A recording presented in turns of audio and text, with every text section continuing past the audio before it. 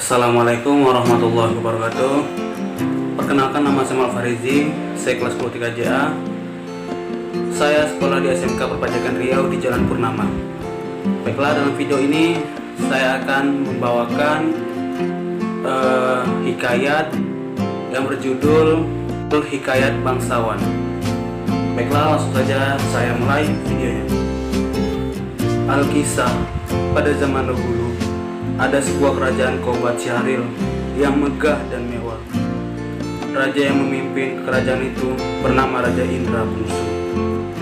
Ia adalah seorang raja yang sangat bijaksana dan adil. Rakyat di negeri Qobat Syahril hidup dengan aman, bahagia, sentosa, karena sang raja selalu memperhatikan mereka. Sang raja memiliki istri yang juga baik dan parasnya yang sangat cantik. Kecantikannya sangat termasyhur hingga ke mancanegara. Wanita itu bernama Putri Siti Kendi. Tak hanya baik hati, ia juga kerap mengatur kegiatan kemasyarakatan. Maka dari itu, ia sangat dengan rakyat. Para rakyat pun sangat menyukainya. Meskipun telah hidup makmur dan sejahtera, kebahagiaan Raja Indra Bungsu dan istrinya belum lengkap karena mereka tak kunjung memiliki momongan. Wahai Adinda, sudah lama kita berumah tangga.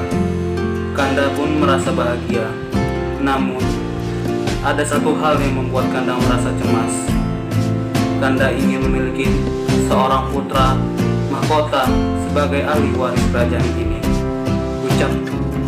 Ucap Raja Indra Bungsu. Begitupun dengan Adinda. Kanda, sebenarnya Adinda sangat ingin memiliki anak. Sebenarnya Dinda juga telah meminta tolong pada tabib, tapi Dinda tak kunjung mengandung. Setelah berpikir cukup lama, sang raja akhirnya memutuskan untuk bertanya pada penasehat kerajaan yang terkenal pandai dalam ilmu agama. Penasehat itu, kerajaan itu meminta raja dan permaisuri memperbanyak doa, sedekah pada fakir dan miskin. Selama beberapa waktu, kerajaan, permaisuri, dan seluruh rakyat negeri Qobat Syahril berdoa. Mereka memohon petunjuk pada Tuhan Yang Maha Esa agar permaisuri segera memiliki momongan. Permaisuri mengandung putra mahkota. Pada akhirnya, sang raja permaisuri berhasil hamil. Betapa bahagianya Raja Indra Bungsu. Mereka tak berhenti mendoakan agar kandungan permaisuri Siti Kendi senantiasa sehat. Setelah genap 9 bulan, Siti Kendi ternyata melahirkan 2 orang anak kembar laki-laki yang sangat tampan. Raja Indra Bungsu menamai mereka Pangeran Syahriperi dan Pangeran Indra Bangsawan. Meski kembar, Pangeran Syahriperi lahir terlebih dahulu hingga ia merupakan kakak Pangeran Indra Bangsawan. Mereka pun tumbuh dengan baik. Sang raja pun memerintahkan guru terbaik untuk mengajari mereka ilmu perang, ilmu pemerintahan, ilmu permainan senjata, dan ilmu beragam pendidikan lainnya. Karena keduanya sama-sama hebat dan tangguh, sang raja pun bingung menentukan siapa yang kelak menjadi penggantinya. Setelah berpikir lama, ia akhirnya punya solusi atas keserahan hatinya itu. Pada suatu malam, Raja Indra Bungsu bercerita kepada 2 anak tampannya tersebut. Anakku, semalam ayahanda bermimpi. Dalam mimpi itu, ayah sedang berduka. Tiba-tiba, ada orang pemuda yang tampan. Ia membawa buluh perindu. Bunyi alat ditiup dari bambu itu membuat hati ayah terasa tentram. Ayah sangat ingin memiliki buluh perindu itu, tapi ia tak memberikannya pada ayah. Ia malah berkata, kalau siapa pun yang bisa menemukan buluh perindu ini, maka ialah yang akan menjadi raja, ucap Indra Bungsu. Oleh karena itu, bisa Bisakah kalian mencarikan bulu perindu untuk ayah? Yang berhasil menemukannya akan ayah pilih menjadi pengganti ayah. Lanjut raja. Setelah mendengar cerita sang ayah, kedua putra mahkota itu saling berpandangan. Mereka saling mendekat dan terdengar membicarakan sesuatu. Setelah berunding secara singkat, Pangeran Indra Bangsawan berkata, "Baiklah ayah, kami berdua akan mencoba mencari bulu perindu itu." Perjalanan mencari bulu perindu setelah meminta doa restu kepada kedua orang tua, pergilah kedua putra mahkota mencari bulu perindu.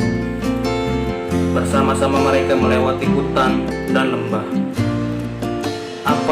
Apapun yang terjadi, mereka bisa melaluinya bersama-sama. Hingga suatu hari, mereka melewati sebuah gurun yang sangat terjal. Banyak bebatuan besar yang sulit untuk mereka lalui. Namun, mereka tak pernah menyerah. Mereka selalu berupaya agar dapat melewati segala rintangan demi mendapatkan bulu perindu. Sesampainya di sebuah puncak gunung, tiba-tiba datang angin topan yang sangat besar. Mereka saling berpegangan agar tak terpisahkan. Musibah terus secara mendatang. Kali ini, kabut yang sangat tebal menghalangi pandangan mereka berdua. Mereka saling berpegangan tangan, tapi pandangan mereka semakin kabur. Ditambah lagi angin topan yang berhembus semakin kencang. Malangnya, hal itu membuat mereka terpisah. Pangeran Syahripri terhempas di dekat pohon hingga ia tak sadarkan diri. Sedangkan Pangeran Indra Bangsawan terdampar di dekat sebuah gua. Pangeran Sri telah sadar. Pangeran Syahripri kebingungan. Ia melihat semua yang ada di sekitarnya telah porak-poranda. Ia bergegas bangun dari mencari adiknya, tapi ia tak kunjung menemukan adiknya tersebut. Lalu, ia melanjutkan perjalanan ke arah utara untuk menemukan adiknya dan bulu perindu. Setelah sekian lama berjalan, tibalah ia di suatu negeri yang sangat luas. Negeri itu sangat indah, bermacam-macam pohon dan bunga tumbuh di sana. Lalu, ia melihat sebuah rumah dan memutuskan untuk mengunjunginya. Namun, rumah itu tampak sepi. Pangeran Syahripri lalu mengintip ke setiap sudut jendela itu. Lalu ia melihat seorang perempuan yang terikat tali. Lalu ia mendobrak pintu rumah dan menyelamatkan perempuan itu. Dengan tubuhnya yang terikat terkulit emas, wanita itu berterima kasih kepada Syekh Peri. "Terima kasih Tuan karena telah menyelamatkanku," ucap gadis itu. "Siapa yang tega mengikatmu dengan tali dan siapa namamu?" tanya Pangeran Syahripri. Wanita itu bernama Dewi Ratnasari. Ia berasal dari kerajaan Asikin. Negeri tersebut telah hancur karena ulah raksasa. Sosok berbadan besar itulah yang mengikatnya dengan tali. Lalu Pangeran Syahripri berkata, bila ia akan membunuh raksasa itu. Benar saja, ketika sang raksasa datang, Pangeran Syahripri langsung menghadangnya. Dan dengan senjata panah, pangeran itu berhasil membunuh raksasa tersebut. Dewi Ratnasari sangat berterima kasih kepada pangeran. Tak lama kemudian, mereka saling suka dan memutuskan untuk menikah. Putri Dewi Ratnasari lalu mengikut pangeran mencari bulu perindu dan adiknya tersebut. Pangeran Indra Bangsawan di sisi lain, Pangeran Indra Bangsawan juga selamat setelah badai topan itu. Ia terdampar di balik batu. Ia juga mencari kakaknya, tapi tak kunjung bisa bertemu. Akhirnya, ia berjalan seorang diri ke arah barat. Ia lalu melihat sebuah rumah kecil dan menghampirinya. Sesampainya di depan pintu, ia bertemu dengan seorang nenek. "Apa tujuanmu datang kemari, anak muda? Siapa namamu?" tanya nenek itu. "Namaku Indra Bangsawan, Nek. Aku bisa Aku bisa sampai sini karena tersesat saat mencari adik dan bulu perindu, ucap pangeran itu. Baiklah, cucuku, kamu sebenarnya telah tiba di negeri Lorong Anta. Lantas, kenapa kamu mencari bulu perindu? Tanya nenek itu. Lalu Pangeran Indra Bangsawan menceritakan tujuannya mencari bulu perindu.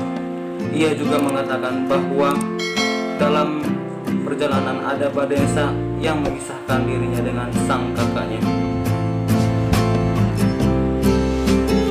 Mendengar cerita itu, sang nenek merasa iba. Sebenarnya aku adalah satu-satunya orang yang memiliki bulu perindu, nak. Namun aku tak bisa menyerahkannya begitu saja padamu, ucap nenek itu. Apakah ada syarat yang harus aku penuhi dulu, Nek? Aku sangat ingin membawa pulang bulu perindu itu, jawab sang pangeran tampan tersebut. Aku akan menyerahkannya bila kau bisa mengalahkan raksasa yang ada di negeri Anta Baranta. Jika berhasil menyelamatkan rakyat di sana, aku akan memberikan bulu perindu ini, jawab sang nenek. Sang nenek menceritakan bahwa negeri itu dipimpin oleh Raja Kabir. Karena raksasa tersebut mengganggu, Raja Kabir sampai membuat sembara siapapun yang berhasil mengalahkan raksasa tersebut, maka ia akan menjadi suami putri Dewi Kamalasari. Menyelamatkan negeri Anta Baranta, Pangeran Indra Bangsawan menyetujui perintah sang nenek. Saat hendak berangkat ke Anta Baranta, sang nenek mengembalikan seekor kuda yang sangat kuat. Lalu ia berpesan, "Nak, ini kuda akan membantumu dalam perjalanan nanti. Untuk mengalahkan raksasa tersebut, gunakanlah panah milikmu ini." Baiklah, doakan aku agar bisa mengalahkan raksasa itu, jawab pangeran tampan tersebut. Kemudian Pangeran Indra Bangsawan memulai perjalanannya menuju negeri Anta Baranta sendirian. Sesampainya di negeri itu, para penjaga menghadangnya. Lalu ia mengatakan bahwa dirinya hendak membantu melawan raksasa tersebut. Tak berselang lama, datanglah raksasa menyerang Anta Baranta.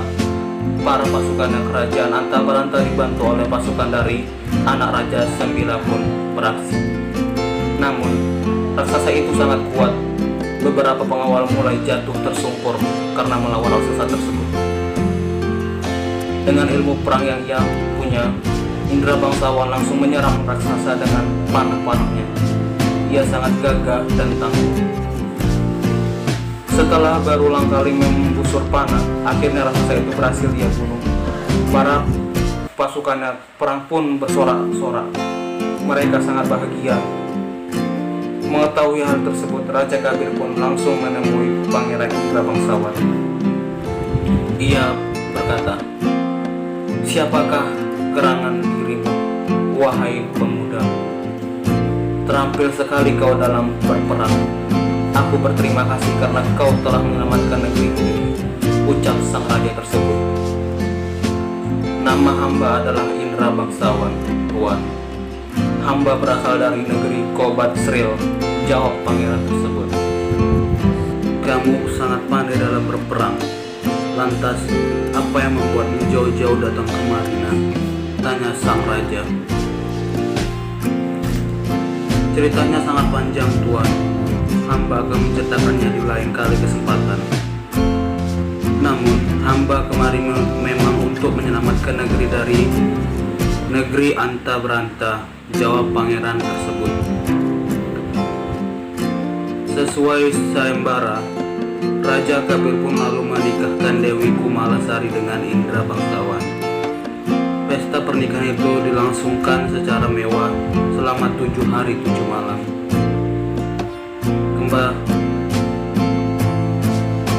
Pada suatu malam, Pangeran Indra Bangsawan mengatakan pada sang istri kalau ia hendak menemui nenek-nenek di negeri Lorong Anta.